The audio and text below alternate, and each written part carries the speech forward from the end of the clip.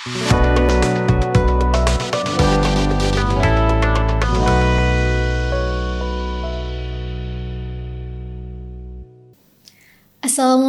warahmatullahi wabarakatuh. Waalaikumsalam warahmatullahi wabarakatuh. Halo teman pemilih, kembali lagi di podcast KIP Kota Luk Semawe, ruang ngobrol santai namun mendalam, tempat kita mengulik hal menarik seputar demokrasi langsung dari balik layar para penyelenggara pemilu.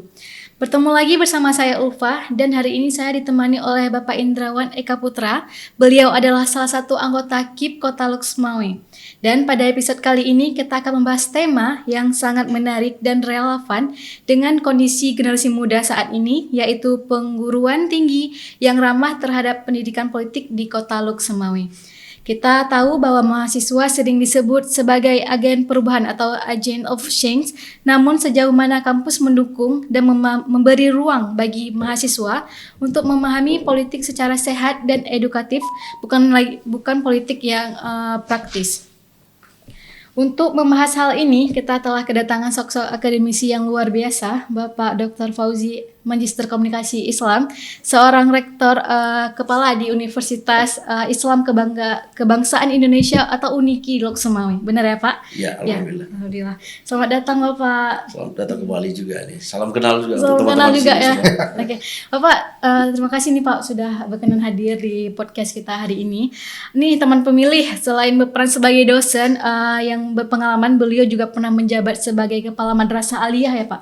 Iya benar. Serta aktif dalam berbagai organisasi, termasuk menjadi wakil ketua KNPI Aceh Utara dari tahun 2001 hingga 2010 ya Pak. Ya, alhamdulillah. Ya, alhamdulillah ya. Dan kini masih terus aktif nih berkontribusi dalam berbagai kegiatan sosial dan pendidikan. Tidak hanya itu, beliau juga banyak membuat karya ilmiah dari tahun 2014 sampai dengan sekarang. Bapak, sebelum kita masuk nih ke pelajaran Bapak yang pengalaman Bapak yang luar biasa, bisa ceritakan sedikit nih Pak tentang peran dan tanggung jawab Bapak sebagai rektor di kepala di UNIKI Luk Semawe. Apa saja yang menjadi fokus Bapak dalam menjalankan peran ini? Terima kasih. Dengan Mbak siapa ya? Ulfa Pak. Dengan Mbak Ulfa. Terima kasih Mbak Ulfa. Pertama alhamdulillah ya diberikan kesempatan untuk hadir di acara podcast KIP Luk Semawe. Nah, jadi saya sebenarnya ini hadir di sini ini bertemu dengan kawan lama ini. Sudah lama nggak bertemu, sekali ketemu juga lumayan lama gitu. Reuni ya Pak ya. Jadi alhamdulillah saya berkiprah di Kota Luk Semawe itu 97. Itu hijrah dari Medan ya. Dari Medan hingga saat ini alhamdulillah ada beberapa kegiatan yang kita lakukan. Dan pernah juga jadi dosen di Universitas Muhammadiyah Sumatera Utara. Kemudian juga di Luk Semawe yang belum cuman Politeknik. Nah, yang lain alhamdulillah sudah. Hampir semuanya ya. Pak. Beda jurusan. Nah, kemudian ya aktif di Pemuda dan beberapa kegiatan yang sampai hari ini saya lakukan itu adalah memberikan ya semacam brainstorming ya ke teman-teman dan juga mungkin agak nyeleneh kata orang. Jadi pemikiran kita kadang-kadang belum tentu siap diterima. Padahal dalam alam demokrasi itu hal yang lumrah. Iya benar. Ya, karena pada saat tidak ada titik temu, kemudian diambil kata mufakat. Ya, kata mufakat sebenarnya itu juga bukan demokrasi. Ya, artinya kalau demokrasi itu kan semua orang sependapat. Nah, kan gitu bahasanya. Semua orang sependapat. Nah, begitu tidak ada tidak sependapat, otomatis kan harus ada alternatif. Nggak mungkin deadlock dia. Ya kan seperti itu. Nah, saya berargumentasi bahwa saking demokrasinya itu tidak demokratis. Nah, kan gitu. Nah, inilah yang kadang-kadang ya yang susah dipahami oleh teman-teman itu. Misalnya pada saat jagoannya kalah. Ya kan? Jagoannya kalah, dia tidak siap terima. Kenapa dia tidak terima? Karena dia tidak paham tentang proses dari sebuah pemilihan. Bahwa setiap pemilihan itu harus ada yang menang dan ada yang kalah. Yang menang itu ya biasalah jumawa itu kan sah-sah saja. Artinya ya kebanggaan lah dia.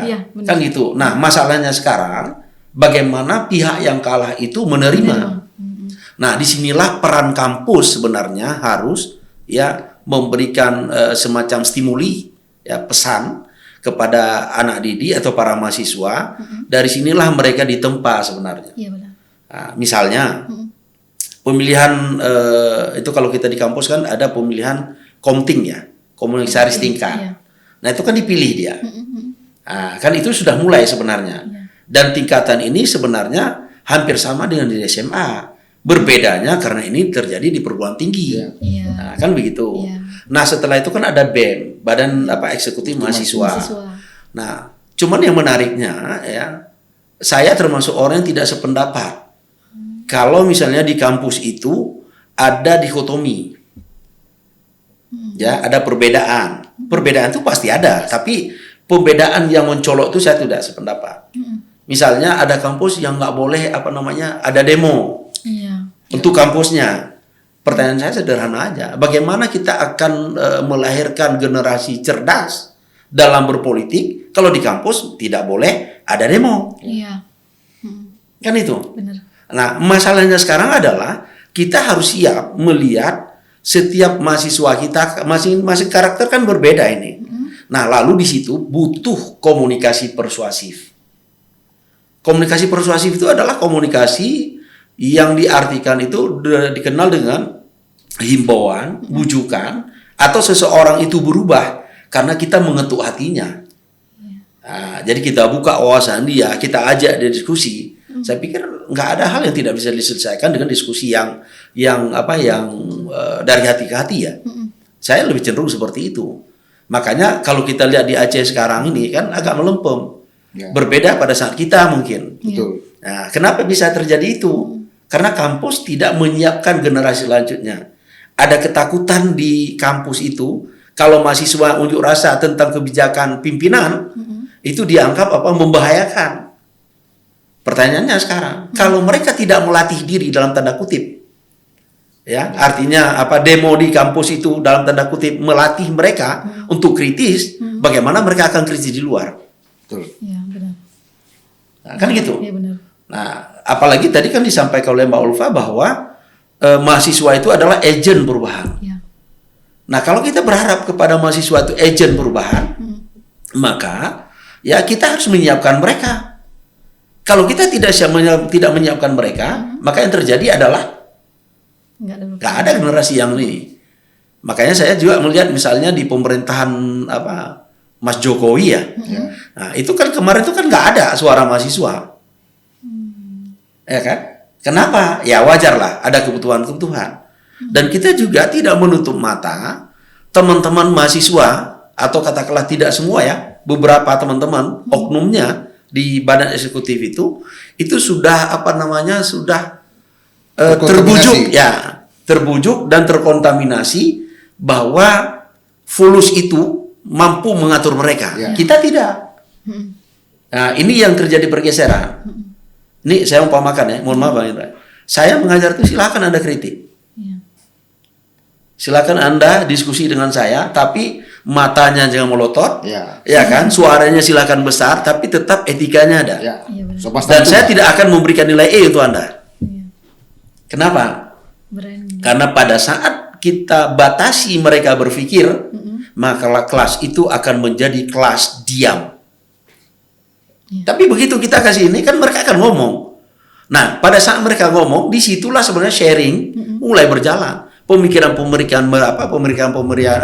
mereka itu juga berkembang. Kemudian kita juga yang tidak ada pada kita atau luput dari perhatian kita dari bahasa mereka, kita akan dapat sesuatu. Iya benar. Nah, saya kasih contoh ya di sebuah di Pasca. Saya tidak sebutkan di mana, ya karena nggak etis. Jadi ulama satu dengan yang non ulama. Lalu terjadilah. Jadi yang non ulama itu kan artinya ya dalam meraih sesuatu kan orang sah-sah saja menggunakan apapun. Politik itu kan sah-sah saja menggunakan apapun. Masalahnya sekarang, apakah orang yang bermain politik itu punya etika atau tidak? Nah kan itu satu. Nah lalu saya tanya ke teman-teman, marah nih. Saya bilang silakan diskusi. Nggak ada pengaruh nilai. begitu teman-teman misalnya menyiapkan anggaran untuk partisipasi ini, apa beda Anda dengan dia? Iya. Kan itu masalahnya. Nah, baliklah ke cerita tadi. Jadi sebenarnya kampus itu ya harus mampu melahirkan tokoh-tokoh intelektual, tokoh-tokoh demokrasi yang mereka memang dididik untuk berbeda pendapat. Nah, ini kan yang paling susahnya, kadang-kadang ada dosen begitu ada mahasiswa komplain sedikit, dia nggak bisa kayak gitu. Nggak usah jauh lah, ya kebetulan alhamdulillah saya mau Pak Indra punya anak ya. Ya, Mbak Ulfa belum ya? Belum. Ya, kami doakan cepat lagi, kan gitu. Nah, di rumah kita ada anak 3 tipikal, 3 karakter, ya. Jadi masing-masing anak ini bermacam, tipikalnya, karakternya. Lalu kita harus pahami dari 3 ini. Kalau sini, kalau udah begini, ini dia polanya. Kalau ini begini dia, kan gitu. Nah, mungkin Mbak Ulfa boleh ya, tapi mohon maaf ya. Mbak Ulfa boleh baca buku psikologi komunikasi karangan Jalaluddin Rahmat. Itu cerita tentang Jenny. Kalau saya tidak salah itu halaman pertama atau halaman kedua. Nah, dia kan tidak bisa ngomong. Kenapa? Karena setiap dia mau ngomong itu orang tuanya marah. Akhirnya apa? Dia buat kalimat di situ. Ya, tak ada seorang pun yang mampu memahami saya. Makanya kan kalau saya sampaikan tadi ada dalam keluarga itu yang paling penting adalah membangun komunikasi. Ya, betul penting. Nah, terjadi perbedaan misalnya kan kayak tadi saya sampaikan, kan orang nanya ke saya, ini ada begini, ya sah-sah saja. Nggak mungkin Pak Indra duduk jadi ketua KIP, saya nggak dukung ketua KIP, lalu saya ditarik Pak Indra. Kenapa? Karena beliau kan punya tim sendiri. Nah, kan gitu. Tapi lebih elok sebenarnya sebagai istilahnya pimpinan itu merangkul para pihak yang lain. Sehingga apa? Ada kemajemukan dalam sebuah pemerintahan, ada sebuah sesuatu ini. Kan nggak semua orang Pak Indra misalnya bagus. Ada juga orang yang tidak bagus kan gitu. Jadi artinya kita tempatkan sesuatu pada tempatnya. Itu menurut saya seperti itu. Terima kasih banyak nih Pak. Jadi kita lihat di pengalaman Bapak nih yang panjang ya dan banyak dari pendidikan juga organisasi. Apa motivasi yang Bapak ingin sampaikan nih ke generasi muda agar bisa menjadi insan yang berilmu sekaligus berjiwa sosial, Pak? Yang pertama saya ingin menyampaikan begini, carilah ilmu pengetahuan itu sebanyak-banyaknya. Kalau kita lihat dari hadis Nabi itu carilah ilmu pengetahuan sampai ke negeri Cina. Kenapa ke negeri Cina? Karena pada saat itu Cina itu ya pengetahuan atau ilmu pengetahuannya itu lebih tinggi. Nah sekarang pengetahuan itu berubah. Ya ada daerah lain ya kita bergeser. Ya kan gitu. Makanya misalnya kalaulah misalnya seseorang pergi ke katakanlah sekarang misalnya ke Amerika atau ke Jerman. Yang kita cari kan ilmu pengetahuannya bukan budayanya. Maka filternya itu adalah kuatkan dulu tentang akidah kita, lalu pengetahuannya silakan aja kita cari. Itu satu. Nah kemudian kalau saya pribadi itu semboyan saya mungkin karena saya pernah di pemuda Muhammadiyah itu fastabiqul khairat. Jadi berlomba-lomba berbuat kebaikan. Jadi sekecil apapun kebaikan itu akan kembali kepada kita. Bisa jadi mungkin ya saya membantu Mbak Ulfa, tapi setelah saya bantu Mbak Ulfa lupa. Tapi siapa tahu Pak Indra nanti akan bantu saya seperti itu. Satu pengalaman saya kemarin pada saat umrah. Saya kan sholat itu nggak bisa berdiri, Pak Indra. Harus duduk. Ya, sekian waktu saya sholat itu, alhamdulillah tak ada cerita saya nggak dapat kursi. Susah loh. Tapi alhamdulillah begitu saya bilang saya perlu. Oh ini Pak. Ya sampai ada bukan askar ya kalau di hotel itu apa namanya itu housekeeping. Nah lalu saya bilang saya butuh sementara Bapak tunggu di sini ya. Saya bilang saya nggak punya uang, nggak apa-apa Pak, ini Bapak layanan. Jadi saya pulang saya bilang orang tuh kok bisa ya dapat kursi ya, alhamdulillah dapat. Kok bisa nggak tahu, Allah bantu. Nah kan itu ceritanya. Jadi maksud saya kalau yakinlah bahwa setiap kebaikan yang kita lakukan itu akan berbalas kebaikan. Iya benar. Ya, nah, saya pikir itu dulu. Oke, terima kasih banyak nih Pak. pesannya yang baik Pak Indra. Kita akan lanjut pertanyaan selanjutnya nih, Pak. Kalau kita bicara tentang pendidikan politik di perguruan tinggi, mungkin sebagian orang langsung berpikir arah politik yang praktis nih Pak. Namun sebenarnya apa yang dimaksud dengan pendidikan politik di lingkungan kampus Pak? Terima kasih Mbak Bapak. Saya agak berbeda sedikit dengan Pak Pozi Abu Bakar. Kebetulan Pak Pozi ini adalah teman saya dari dulu. Kami berkenalan tahun 2000 ya. Tahun 2000-an. Terus kita juga saling ngobrol bersama, diskusi berbagai macam hal lah. Saya melihat di sini di kampus itu kan kita mesti membedakan anak mahasiswa sekarang dengan anak mahasiswa dulu. Kalau mahasiswa sekarang ini dia sudah berpolitik dengan beretika, bermoral, dan sudah pasti dia memakai akal sehat dia. Tetapi tidak tertutup kemungkinan ada hal-hal yang di belakang itu. Artinya begini, seperti pemilihan BEM, itu kan pasti ada 2-3 pasang.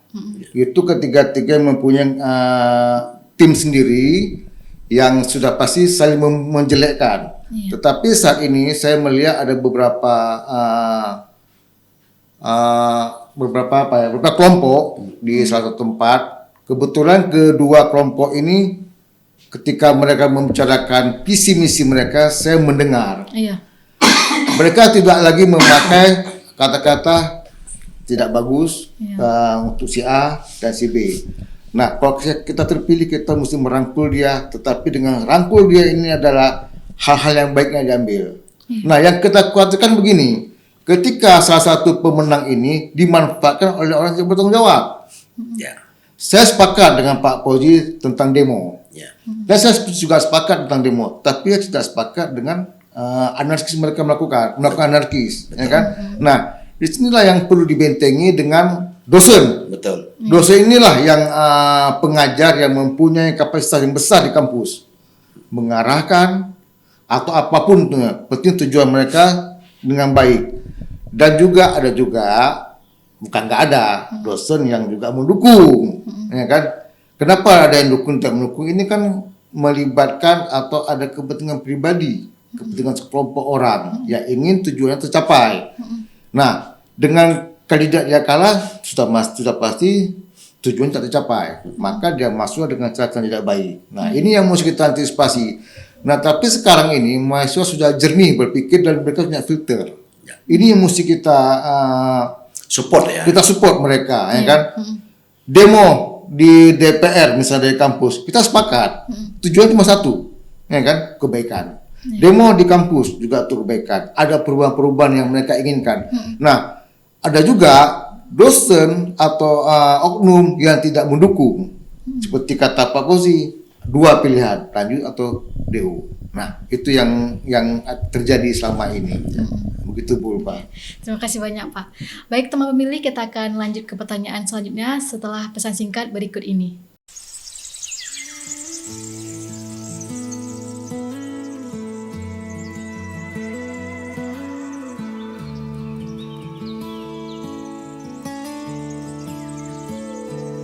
Oi,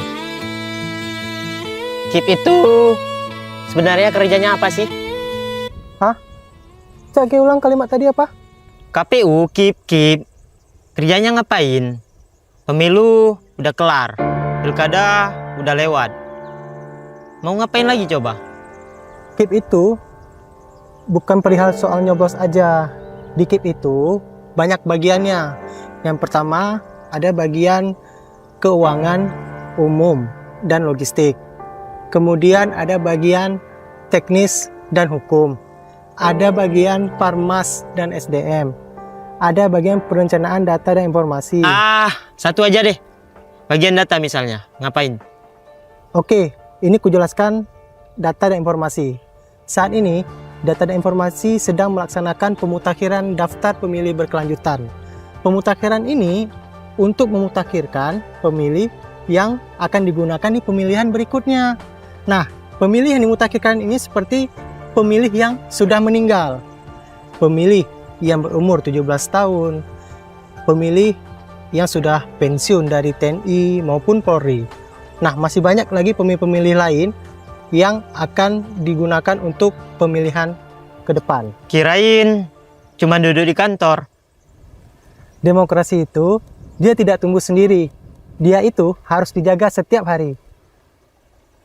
Tapi emang ada yang peduli? Walaupun beberapa orang tidak peduli, kita yang peduli ini harus tetap jalan. Berat juga ya jadi penjaga suara. Berat. Tapi kalau bukan kita, siapa lagi? Nanti jangan lupa informasikan ke teman-teman yang lain ya. Terima kasih Bang informasinya.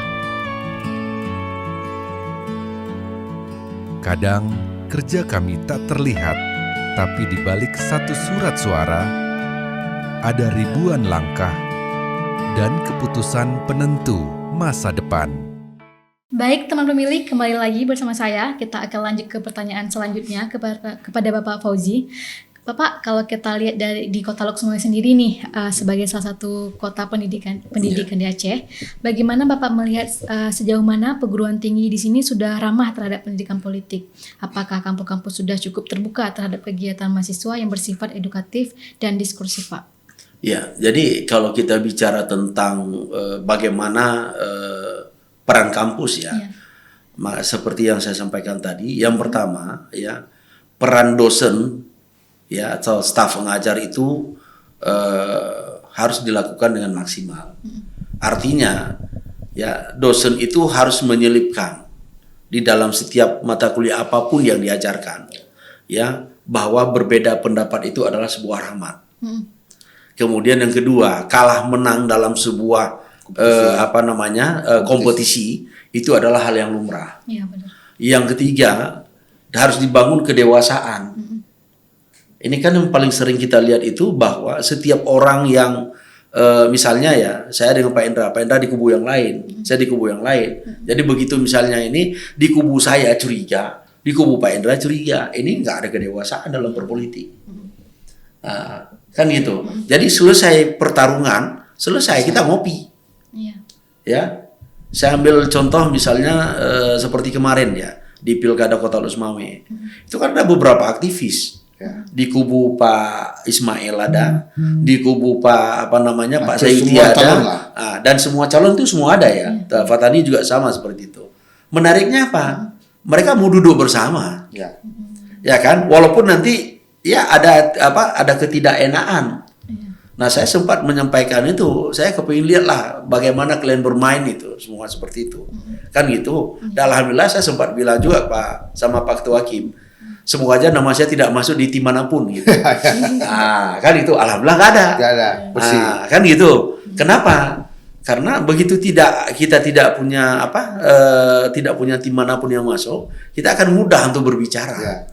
Nah, jadi sebenarnya pada saat misalnya saya mau berikan masukan ke Mbak Ulfa, kemudian saya berikan masukan ke Pak Indra, itu secara tidak langsung saya itu punya strategi saya kan, yang akan dimainkan oleh siapapun itu kan. Tinggal kita lihat saja. Nah, dan alhamdulillah beberapa hal yang saya lihat ya seperti yang disampaikan tadi itu tidak jauh berbeda. Nah, makanya kembalilah kita ke cerita di kampus. Jadi peran dari dosen atau staf pengajar atau pendidik itu bagaimana mereka mampu menyampaikan pesan-pesan demokrasi. Kemudian juga mereka harus mampu memberikan argumentasi sehingga mahasiswa itu siap berbeda pendapat. Kemudian bahwa penyampaian aspirasi itu adalah hak setiap orang negara dan dijamin oleh undang-undang. Tetapi apa yang mereka sampaikan itu adalah tidak melewati dari koridor hukum. Ya. Nah, ini yang paling menarik ya, tahu nggak? Begitu mereka demo, terjadi anarkis. Pertanyaan saya lempar Pak Indra lempar saya. Kan nggak mungkin Pak Indra menerima lemparan saya. Beliau pasti lempar ke saya lagi kan.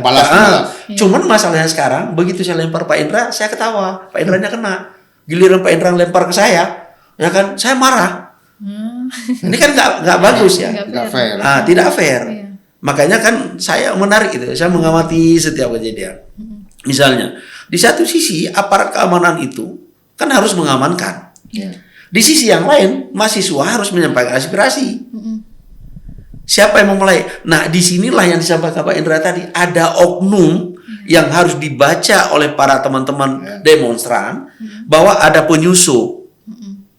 Nah, oleh karena itu apa? Mereka harus balik bahwa tujuan pertama mereka demonstrasi itu adalah melakukan perubahan.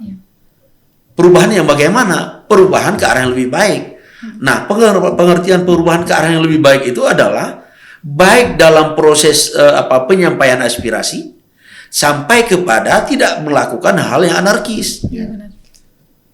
Saya termasuk orang tidak sepakat Pak Indra ya, Mbak Ulfa, merusak fasilitas umum. Ya, betul. Ya, kenapa? Itu uang rakyat. Setelah dipakai, ya kan? Setelah digunakan lalu dihancurkan, besok pakai lagi. Seharusnya kita bisa gunakan untuk hal yang lebih baik lagi ke depan. Kan itu dia. Nah, makanya kan kadang-kadang kan ya kenapa bisa timbul seperti itu?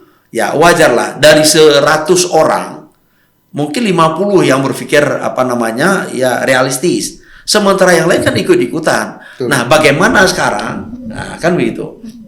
Karena kalau jeli ya seperti kemarin itu, saya itu nggak kepingin nanya. Saya datang nonton dari jauh. Begitu ada pergerakan, ini dia provokatornya. Oh, ini dia ada ininya. Nah, ini yang harus dicermati. Makanya kan mungkin kepada teman-teman mahasiswa juga tidak semuanya harus istilahnya berdiri di depan, tapi juga harus mampu memantau dari belakang. Ini kita atau bukan? Nah, kan begitu. Karena begitu chaos itu susah loh. Nah, kan gitu. Jadi nanti saya ingat Pak Indra, kalau Pak Indra masih ingat rusuh di Lux Mawe dulu. Pada saat seorang anak kena tembak pasti kepalanya itu. Itu di depan saya kejadian.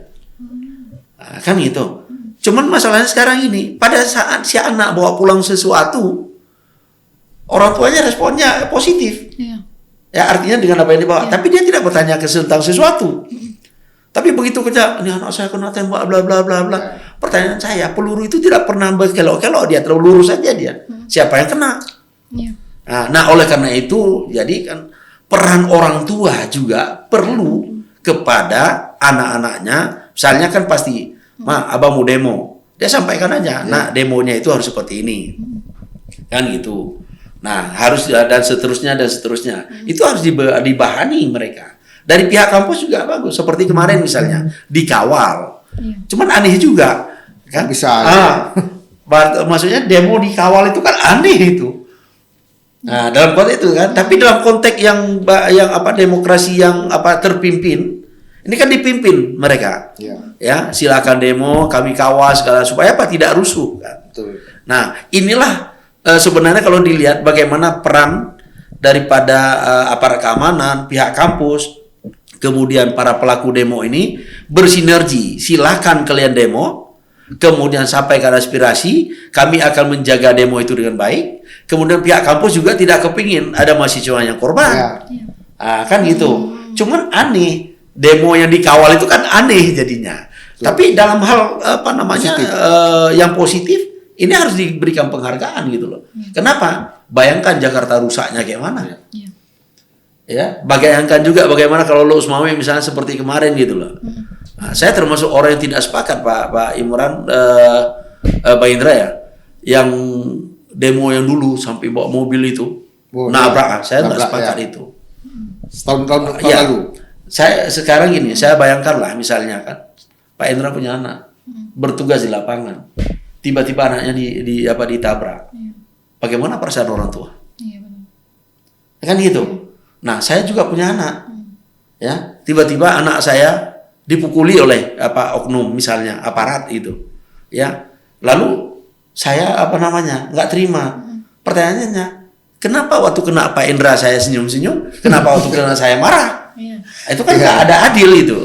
Nah, jadi oleh karena itu saya pikir ya dalam konteks bingkai demokrasi yang paling penting itu adalah bagaimana masing-masing kita mempunyai peran yang berbeda. Tapi tujuan sama, bagaimana demokrasi bisa berjalan, demo bisa berjalan, aspirasi bisa tersampaikan, dan direspon dengan baik, dan dunia juga bisa senyum-senyum sambil ngopi, kan seperti itu aja sebenarnya. Saya pikir itu.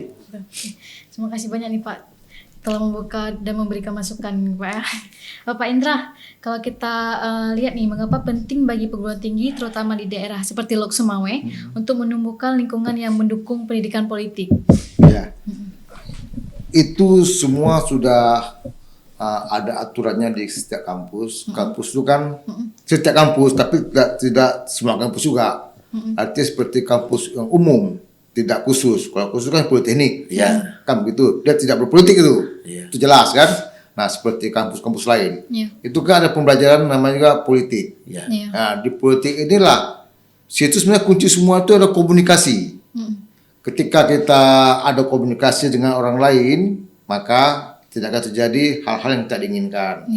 Peran yang sangat besar dari dosen di kampus, pengajar. Ketika mereka memberi arahan kepada mahasiswa, nah mahasiswa itu juga memfilter, maka tidak akan terjadi. Maka kampus tersebut akan tumbuh politiknya dengan baik. Maka tadi saya bilang yang awal adalah etika, moral, dan akal sehat. Ketika ketiga-tiga digunakan, maka tidak akan terjadi chaos. Kan itu dia. Seperti kemarin itu yang tadi Pak Fauzi mengatakan demonstrasi itu dikawal. Sebenarnya itu tujuan cuma satu.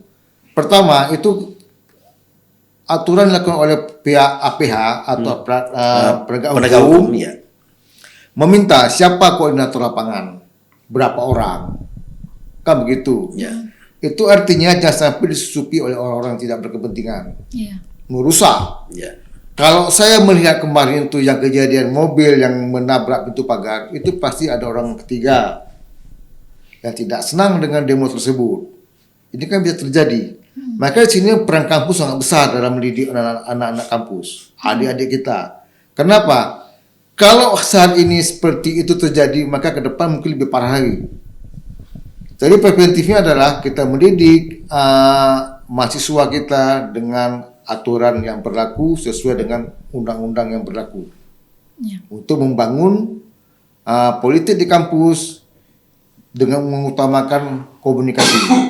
Insya Allah semuanya aman. Insya Allah ya Pak ya.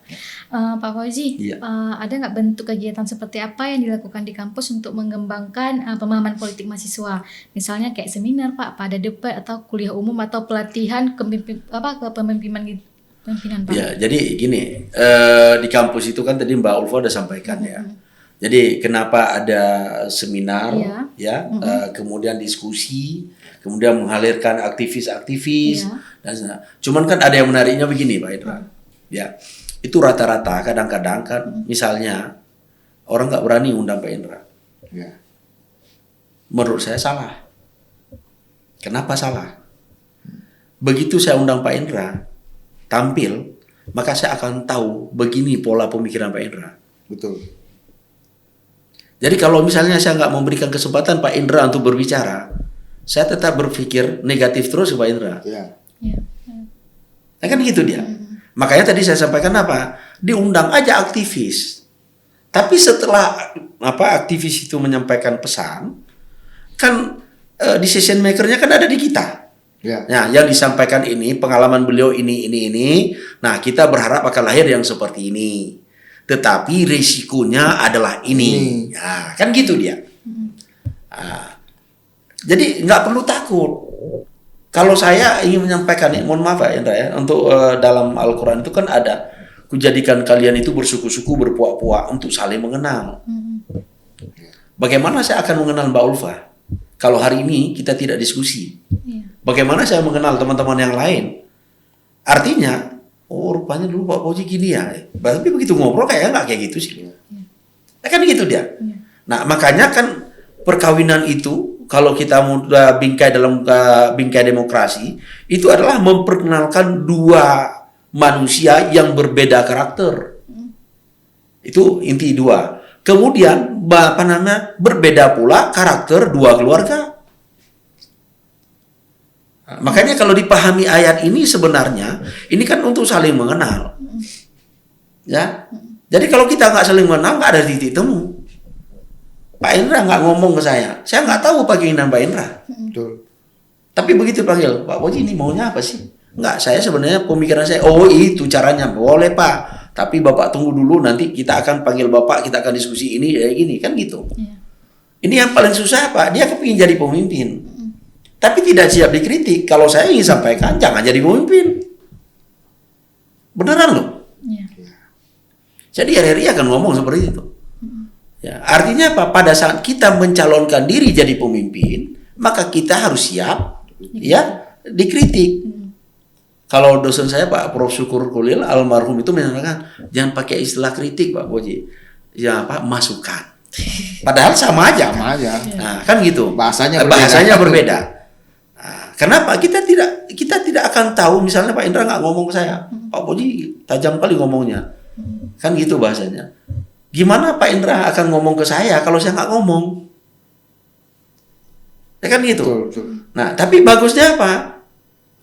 Kan gitu. Bagusnya apa? Silakan dia ngomong.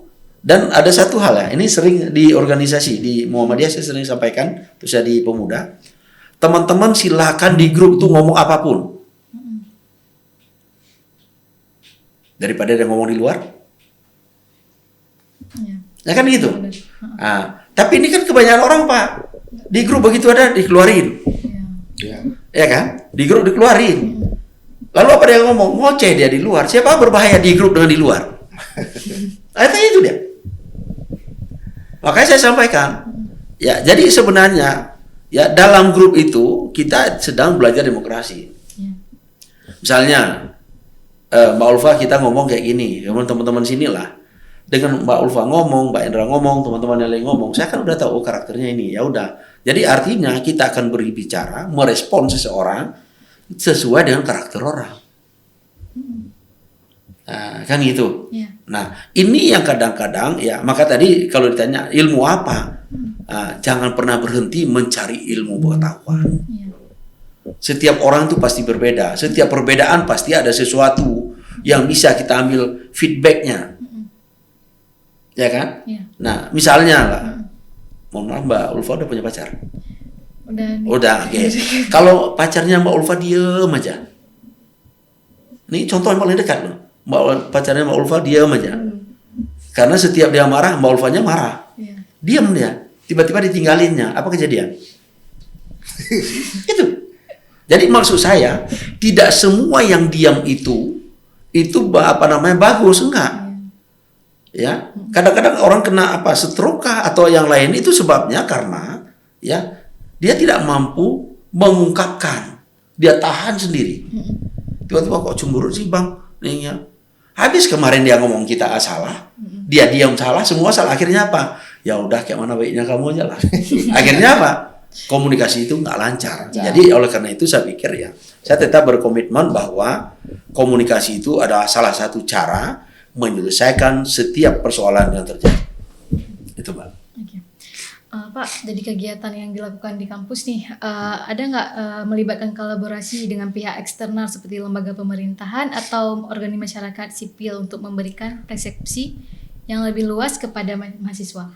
Bapak maaf sebelum kita lanjut, setelah pesan singkat berikut ini kita akan mendengar jawaban dari Pak Fauzi. Baik, terima kasih.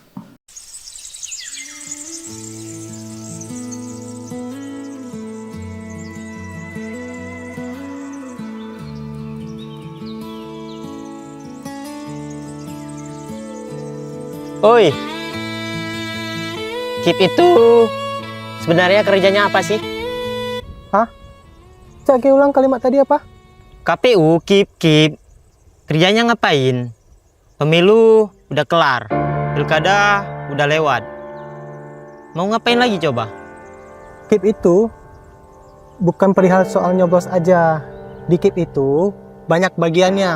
Yang pertama ada bagian keuangan umum dan logistik. Kemudian ada bagian teknis dan hukum. Ada bagian Parmas dan SDM. Ada bagian perencanaan data dan informasi. Satu aja deh. Bagian data misalnya, ngapain? Oke, ini kujelaskan data dan informasi. Saat ini, data dan informasi sedang melaksanakan pemutakhiran daftar pemilih berkelanjutan. Pemutakhiran ini untuk memutakhirkan pemilih yang akan digunakan di pemilihan berikutnya. Nah, pemilih yang dimutakhirkan ini seperti pemilih yang sudah meninggal, pemilih yang berumur 17 tahun, pemilih yang sudah pensiun dari TNI maupun Polri.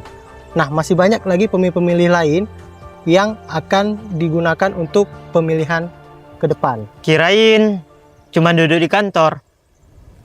Demokrasi itu dia tidak tumbuh sendiri. Dia itu harus dijaga setiap hari. Tapi emang ada yang peduli? Walaupun beberapa orang tidak peduli, kita yang peduli ini harus tetap jalan. Berat juga ya jadi penjaga suara. Berat. Tapi kalau bukan kita, siapa lagi?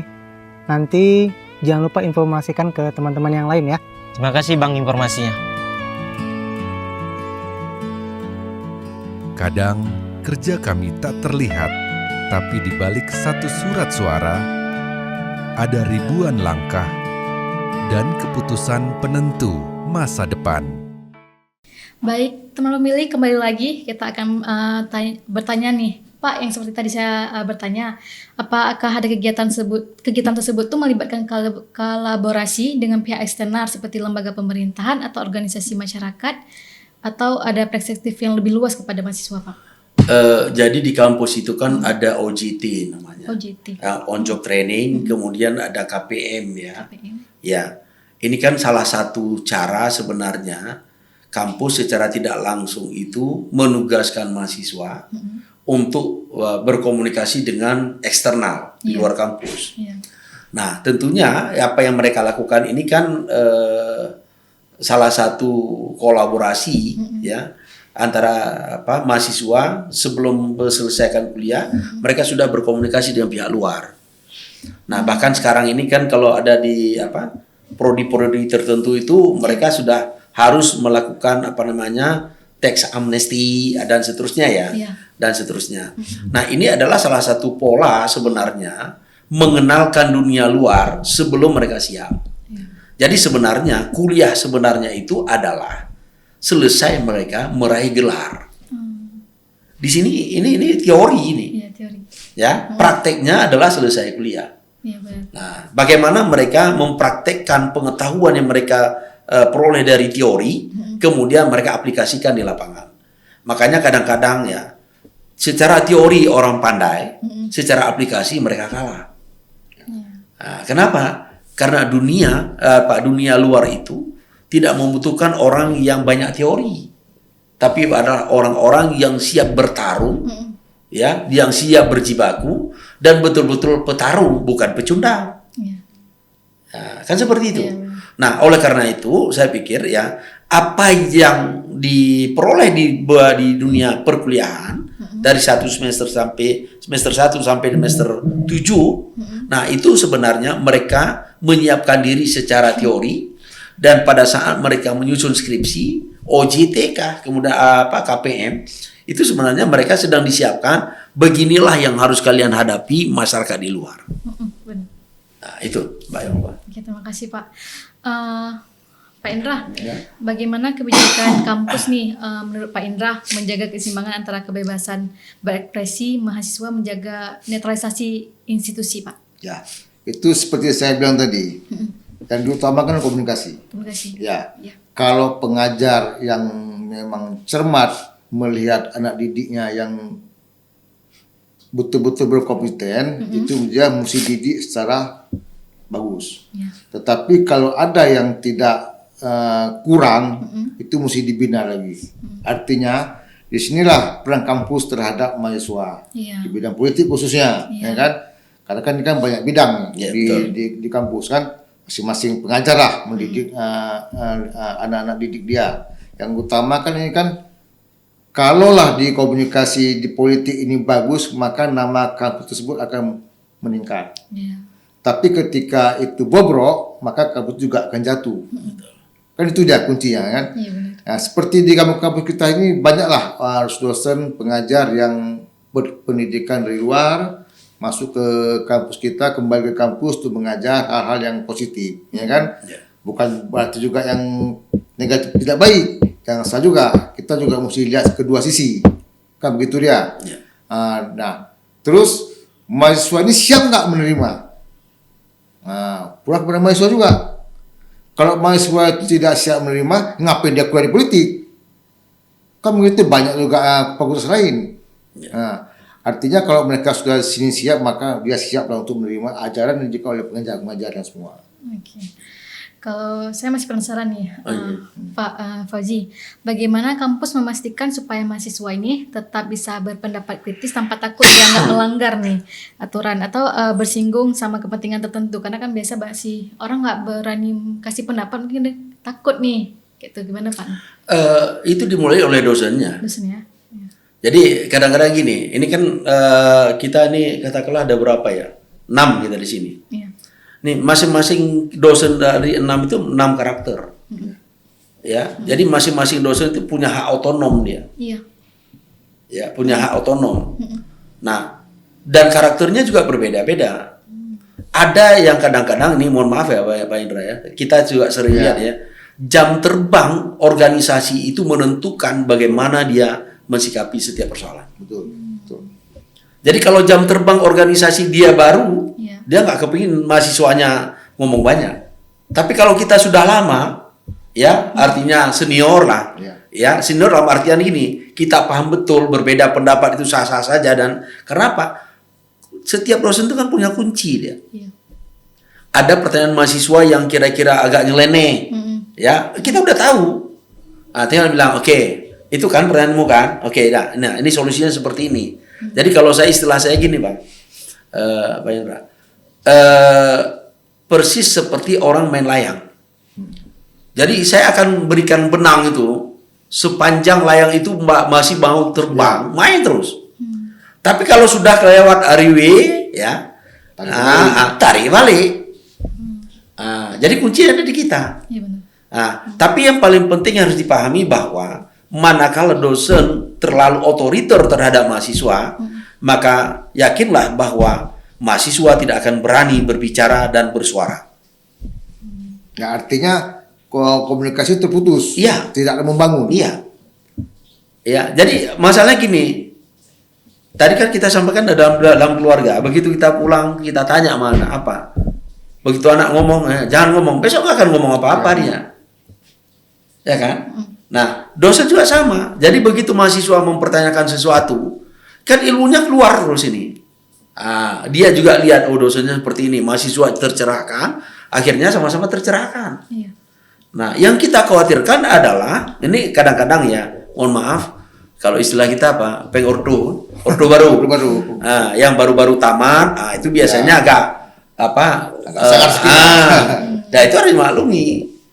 Kan gitu. Tapi kalau misalnya kita sudah paham tentang organisasi, berbeda pendapat, itu segala macam, biarkan aja. Setidak-tidaknya, seperti saya sampaikan tadi, begitu di grup itu dia bicara, kan hanya di grup itu tidak melebar keluar. Ya kan itu dia. Tapi begitu dia melebar keluar, makanya dalam menghadapi teman-teman mahasiswa itu kan banyak cara yang bisa dilakukan. Misalnya sekarang gini, ya. Katakanlah saya mahasiswanya Pak Indra. Iya. Saya protes Pak Indra bla bla. Pak Indra kan cuma bilang aja, kamu boleh lakukan itu, tapi ingat bolpen itu di tangan saya, kata Pak Indra. Selesai persoalan. Ya kan gitu, kuncinya kan itu dia. Nah, artinya setidaknya anaknya seperti ini, memang keras bla bla. Tapi sekeras-keras apapun ya pada saat kita mau mendengar, yakinlah bahwa akan terjadi perubahan pola pikir, pola sikap, dan pola dalam tindakan si mahasiswa. Seperti itu ya Pak. Ya. Iya, benar. Demikian. Oke. Pak, untuk pertanyaan selanjutnya, apa tantangan terbesar nih dalam membangun kampus yang ramah terhadap pendidikan politik di Lusmawe ini, Pak? Yang pertama kan saya pikir gini, kitanya dulu yang harus dewasa. Iya. Ya, makanya saya termasuk mengkritisi penerimaan mahasiswa baru yang ada kekerasan itu. Ordik. Ordik baru ya. Nggak zamannya lagi deh. Saya ambil contoh ya. Di dalam sebuah praktek paling sering itu kalau kita ke rumah sakit, maka itu biasanya anak-anak praktek itu menjadi korban para senior dalam tanda kutip. Ya, akhirnya apa? Begitu selesai dia akan turunkan ya korban berikutnya. Contoh Tadi kami juga cerita bagaimana saya kuliah dulu. Ya. Masa Pak Hendra, bla bla bla, itu model prap kayak gitu. Lalu begitu dia besok jadi dosen, dia akan lakukan itu lagi. Jadi akhirnya apa? Siklus itu akan terus berkepanjangan. Ya. Siklus itu akan terus berkepanjangan. Jadi bagusnya apa? Cukup kita yang mengalami, nggak perlu ditularkan atau diturunkan kepada generasi selanjutnya itu.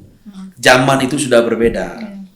Masa kami mungkin jajan itu 5 perak itu dapat banyak. Sekarang nggak dapat. Nah, kan gitu. Jadi saya sekali waktu, ini cerita anak saya Pak, kuliah di USU. Saya target dia harus selesai sekian. Dia bilang, ya jangan bandingkan masa ayah kuliah. Ya. Nah, kami kuliah beda loh ya. Adik udah foto bocor ban, tetap nggak dihitung. Awak mikir kapan lah awak bilang anak awak kayak gitu buat. Tapi anak saya kayak gitu. Nah, terakhir dia kuliah di Jogja. Dia dapat nilai statistik A di UGM. Oh dah. Saya kenapa? Enak ya ngajarnya. Rupanya apa? Suasana itu, lingkungan itu menentukan yang motivasi si anak. Nah, jadi dalam hal ini ya, mohon maaf tadi saya ambil contoh itu. Jadi maksud saya gini. Jadi bagaimana kita akan menurunkan generasi yang terbaik itu sangat tergantung kepada kita. Sudut pandang kita. Yang jelas apa yang Mbak Ulfa alami, apa yang saya alami, Mbak Indra dan teman-teman ini semua alami dulu, itu nggak bisa kita teruskan. Kenapa? Kalau itu kita teruskan, maka kita akan menurunkan sesuatu yang jelek, yang kurang bagus kepada generasi selanjutnya. Jadi cukup kita mengalami hal-hal yang tidak baik. Saya pikir itu, Pak. Terima kasih banyak, Pak.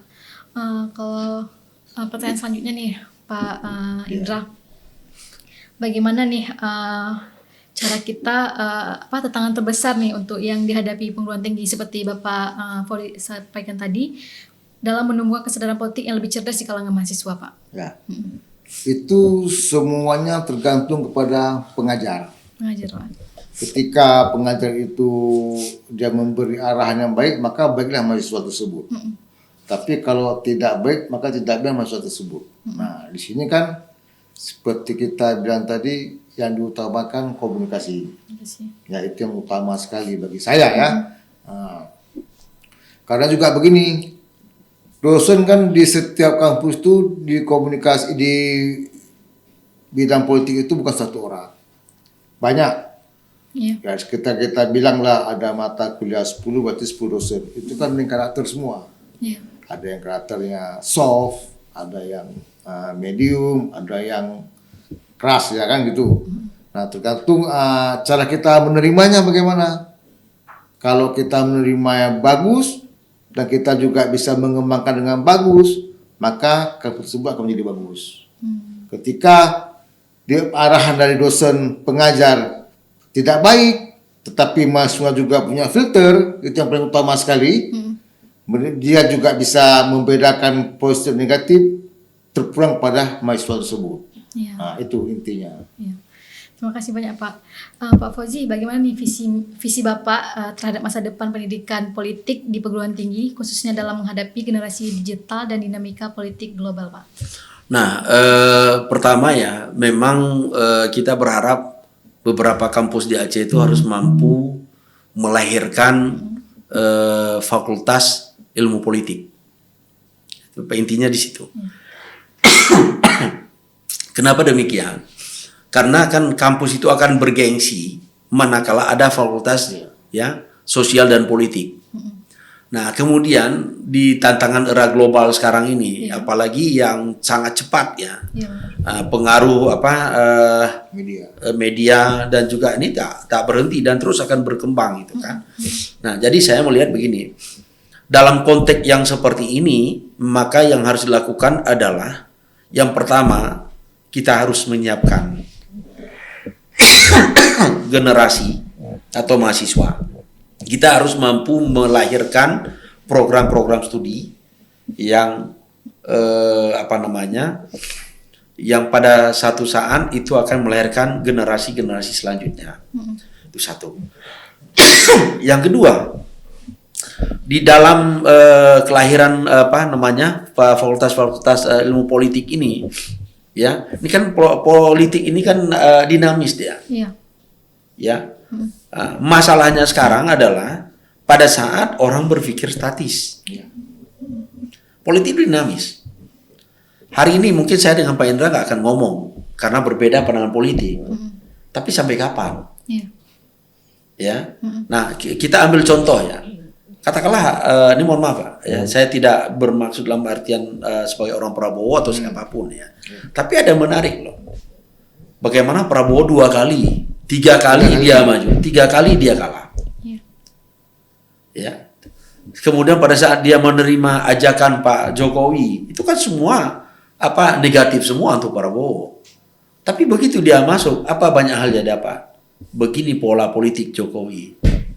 Ini dia, artinya mengalah untuk menang itu kan ada. Maka saya sampaikan, politik itu dinamis. Ya, kita nggak bisa bilang AA selamanya enggak. Makanya orang-orang yang terlalu tegang dalam politik itu akan. Saya tidak ingin sebutkan ini Pak Indra ya. Tapi kalau Pak Indra jeli, di Losmawe itu kan ada pimpinan yang dia tidak pernah muncul di organisasi. Betul. Jadi begitu dia jadi pimpinan, apa yang terjadi? Ada ketakutan dia. Tapi kalau orang sudah matang di dunia organisasi, jadi pimpinan, slowly aja dia tanggapi itu. Ya, bahwa warung kopi adalah tempat yang paling enak untuk diskusi. Ya, pantai adalah tempat yang paling enak untuk rekreasi dan diskusi. Ya, ya. Mie Calu itu adalah tempat yang paling enak dinikmati sambil berdiskusi. Kan semua. Nah, tapi bagi mereka yang tidak ada ketakutan. Kenapa? Karena jam terbang dalam organisasi itu lemah. Nah, tapi tidak menutup kemungkinan juga ada karakter orang yang memang makin tinggi egonya makin tinggi. Nah, itu sah-sah saja. Ya, sekarang saya ingin sampaikan. Saya misalnya dosen itu. Saya bilang Mbak Ulfa, saya dosen. Mbak Ulfa pasti bilang, yang bilang Bapak bukan dosen siapa? Kan gitu masalahnya. Betul. Jadi kita nggak perlu ngomong itu sebenarnya. Jadi begitu kita berdiri di depan mahasiswa, karena ada mahasiswa maka saya dosen. Kalau saya tidak ada mahasiswa, kayak mana saya mau bilang saya dosen? Nah, maka oleh karena itu saya kan sering ini di kampung-kampung itu kan sering bilang saya ini geci. Kalau dia udah ngomong itu, kita harus duduk aja. Ya Pak. Kenapa? Yang bilang dia bukan siapa? Iya betul. Kan itu dia. Iya betul. Nah, jadi artinya kalimat itu nggak perlu diucapkan. Ya. Jadi kematangan dalam organisasi itu menentukan cara berpikir dia, cara bertindak dia, dan cara berperilaku dia. Makin tinggi organisasi yang dia lakoni, makin bijaksana dia mensikapi setiap persoalan. Saya pikir itu. Oke, baik. Kalau pemilih kita akan kembali lagi setelah pesan singkat berikut ini.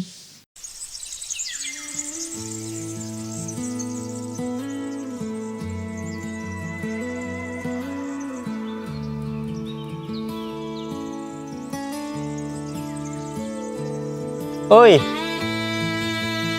KIP itu sebenarnya kerjanya apa sih? Hah? Cak, ulang kalimat tadi apa? KPU, KIP. Kerjanya ngapain? Pemilu udah kelar, pilkada udah lewat. Mau ngapain lagi coba? KIP itu bukan perihal soal nyoblos aja. Di KIP itu banyak bagiannya. Yang pertama ada bagian keuangan umum dan logistik.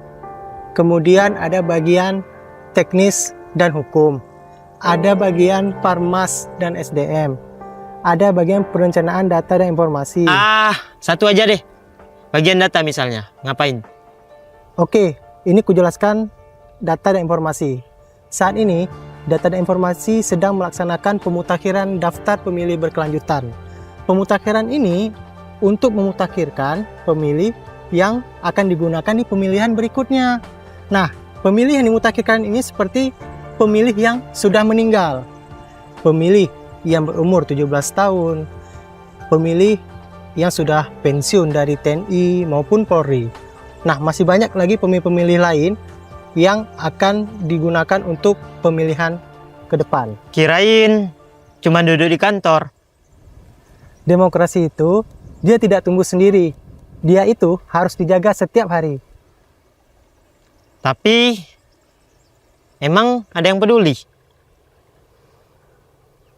Walaupun beberapa orang tidak peduli, kita yang peduli ini harus tetap jalan. Berat juga ya jadi penjaga suara.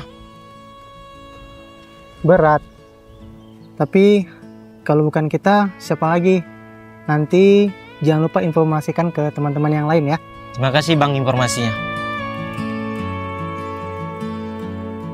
Kadang kerja kami tak terlihat, tapi di balik satu surat suara ada ribuan langkah dan keputusan penentu masa depan. Baik teman pemilih, kembali lagi pada sesi ini kita akan bertanya nih kepada Bapak, bagaimana Pak Fauzi menurut pandangan Bapak nih pada saat pemilu tahun lalu nih Pak?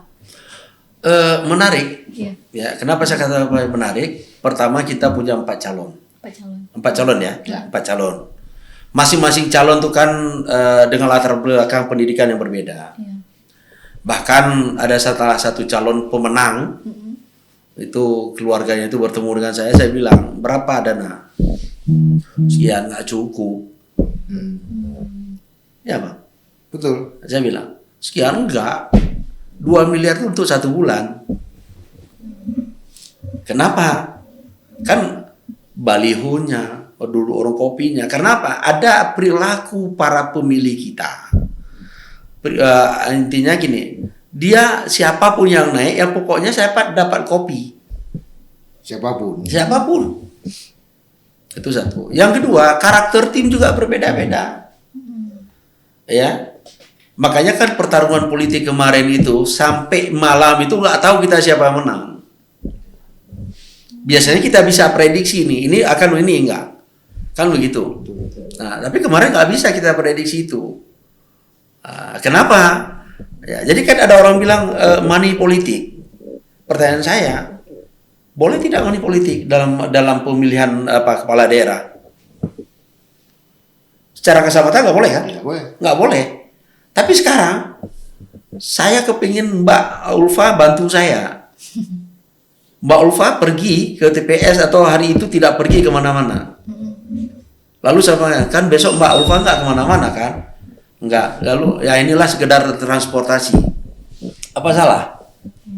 Makanya dalam konteks politik semua hal bisa dilakukan. Boleh dibantah. Kan gitu. Kenapa? Namanya politik. Artinya semua energi itu dicurahkan supaya saya memenangkan sebuah pertarungan. Nah, itu. Jadi jangan bawa, maksud saya gini. Ini mohon maaf ya, mungkin agak sekuler ya pendapatnya. Jangan bawa, berarti nggak boleh ulang haram. Nggak ada cerita haram dan halal di dalam politik. Nggak ada cerita itu. Karena kalau udah cerita itu, jangan main politik. Makanya ada salah satu ulama di kita kan ngomong, saya bilang nggak usah, udah cukup duduk di situ aja. Bukan kancah Anda bermain di situ. Marah dia, itu urusan dia. Nah, kan gitu. Jadi yang menariknya kalau ditanya bagaimana pertarungan kemarin itu menarik loh. Apalagi orang yang tidak pernah terjun ke politik. Ya. Dan yang paling menarik lagi, sesama calon aja belum terpilih itu sudah mulai pecah kongsi. Dan di malam itu terjadi perpecahan yang luar biasa. Ya. Jadi sebenarnya kalau dilihat misalnya beda berapa kemarin ya, pemenang dengan yang lain itu 150.000 suara ya. 3%. 3% cuman. Sebenarnya nggak banyak itu. 3% itu kan minus tuh Pak. Ya. Dengan jumlah penduduk sekian, Iya. 100.000 sekian. Nah, kan gitu dia. Makanya kadang-kadang kita lihat bla bla bla bla. Nah, dalam konteks seperti ini sebenarnya kalau mau dilihat ya, yang pertama proses pemilu di Kota Lusmaya sudah berjalan. Itu satu. Artinya ada pemilih, ya, ada TPS, ada saksi dan segala macam. Lalu ada plus minus, ya itu resiko. Ya, disinilah sebenarnya penghitungan suara ini sebenarnya harus ada kalong ya.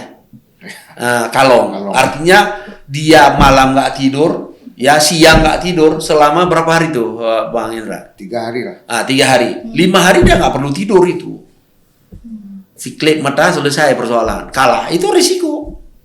Nah, makanya tadi saya sampaikan gini. Masalah ada pihak yang membawa ke jalur ke MK ya. Ke MK. Itu adalah proses pemilu, silakan saja. Lalu setelah MK memutuskan kita tidak puas, ya tidak puas dengan Tuhan lah. Kalau saya bilang kayak gitu aja. Karena apa? Semua jalur kan sudah keberatan Anda silakan lapor ini, silakan lapor ini, silakan lapor ini. Lalu kan nggak mungkin kan periode pemerintahan sudah berakhir, lalu tunggu 2 tahun baru selesai. Itu nggak ada cerita itu. Makanya saya sampaikan tadi di awal itu perlu kedewasaan. Menang kalah dalam sebuah pertarungan itu harus ada. Nggak ada istilah matahari kembar itu nggak ada dia. Ya, di rumah aja lah. Ya si suami ngomong, si istri ngomong, si anak bingung yang mana aku ikutin gitu loh. Nah kan itu dia. Nah makanya saya bilang begini. Nah cuma ya alangkah baiknya para pemenang itu juga ya melihat yang bagusnya yang mana. Wajarlah. Misalnya ini di kantor KIP ya, yang perlu Pak Indra, yang perlu Pak Poji gitu kan. Maksudnya itu sah-sah saja itu. Tapi begitu selesai, apa yang kejadiannya? Kalau misalnya terjadi juga perpecahan, ya udah Pak Indra nanti tim Pak Indra masuknya di belakang. Ya, saya masuk dari depan. Itu kan nggak lucu. Nah, makanya saya lebih cenderung mengatakan begini. Ya, suasana panas, suasana dingin itu tergantung kepada para kontestan. Ya kan gitu. Kalau ada yang tadi saya sampaikan sebelum on air kita itu, kalau kira-kira misalnya nih ya, saya nggak sebutkan Pak Indra, ya ada pihak yang berdoa aja ya Allah Tuhanku cepatlah meninggal dia biar aku bisa ganti. Udah selesai. Kalau nggak ini kan gitu. Tapi apakah mesti seperti itu? Makanya setiap orang yang mendukung salah satu calon, kalau dia menang, ya itu rezeki dia. Yang lain apa? Nonton urut dada, ya kan gitu. Ya nonton urut dada, berdoa supaya panjang umur, supaya bisa tahan. Kalau enggak berdoa supaya cepat meninggal, itu kan salah doanya jadinya kan. Nah, itu harus seperti itu. Nah, makanya kadang-kadang ya mental setelah pertarungan politik itu tidak semua orang punya. Ya, nah, misalnya ya, Pak Indra naik, ya, jadi wali kota misalnya, yang dipakai orang-orang Pak Indra, ya wajar lah. Orang memang orang Pak Indra udah kerja semua, nggak dapat kan nggak lucu. Nah, tapi kan yang harus dilihat juga, ya jangan pula terlalu, ya lo semua itu kan sangat majemuk Pak, sangat majemuk. Ya, ya ada orang Muara II, ada Blangmangat, ada Banda Sakti, ada Muara 1, 4 kecamatan itu kan. Yang mbok ialah, kita tidak katakan pemerataan, tapi setidak-tidaknya membangun kota Teluk Semawe itu ya semua elemen ini ya dirangkul kembali sehingga pembangunan itu akan lebih mudah dijalankan. Ya, saya termasuk orang juga yang tidak sepakat, maksudnya gini, begitu Pak Indra salah, saya kasih masukan ya atau mengkritik, belum 2 hari saya kritik, 4 hari ini akhirnya Pak Indra bilang ke saya apa? Di Poji ini sehat apa sakit dia? Nah, kan gitu. Nah, jadi ada interval waktunya lah. Misalnya ada kekurangan Pak Indra dalam hal ini. Nah, saya sampaikan Pak Indra, kayaknya ini harusnya berikan waktu dia 1 bulan. Ada nggak respon dia? Ini nggak ada. Dan paling banyak di grup coba lah lihat itu. Hari ini ada kritik. Belum diperbaiki, masih dicatat gitu loh. Besok dia kritik lagi dicatat. Lusa dikritik, akhirnya apa? Ini sehat atau sakit nih anak? Nah kan gitu. Jadi kalau saya berpikir ya fleksibel aja. Yang pertama, silakan kita mengkritisi siapapun ya. Kalau kritisi mungkin agak susah diterima, kita berikan masukan. Nah, kemudian yang kedua, ya berikan interval atau waktu kepada yang bersangkutan untuk melakukan perubahan-perubahan. Ya, saya alhamdulillah Pak. Ya, ada 2 ide saya yang 1 sudah jalan. Air bersih. Alhamdulillah. Nah, itu masa Pak Imran saya sampaikan. Nah, dari Pak Hanan dan sekarang Pak Sayuti udah mulai jalankan. Nah, bagi saya siapapun untuk Teluk Semawe lebih baik, silakan bismillah. Tapi kalau dia melenceng, ya tugas saya lah mengingatkan. Itu aja. Saya pikir itu. Oke, terima kasih banyak Pak.